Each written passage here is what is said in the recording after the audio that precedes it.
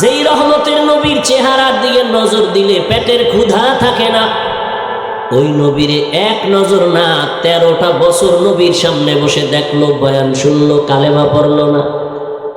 এত বড় নিকৃষ্ট বেঈমান কপাল পরা কে? বলেন না কেন? 13টা বছর নবীরে দেখলো, কালেমা পড়ে নাই।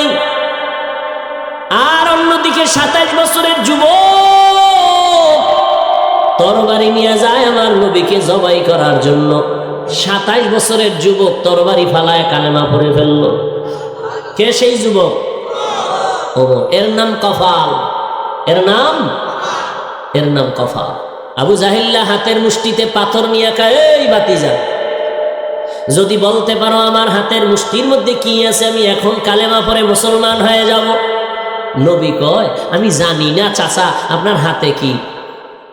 কেন জানো না? কয়, আমি গাইবের মালিক না। গাইবের মালিক কে? কুল লা ইয়ালামু মান ফিস সামাওয়াতি ওয়াল আরদিল গায়বা ইল্লাল্লাহ। আল্লাহ বলেন, হে নবী আপনিই বলে দেন, আসমানের বাসিন্দারা কেউ গায়ব জানে না, জমিনের বাসিন্দারা কেউ গায়ব জানে না। কে জানেন? একমাত্র আল্লাহ। নবী বলেন, আমি জানি।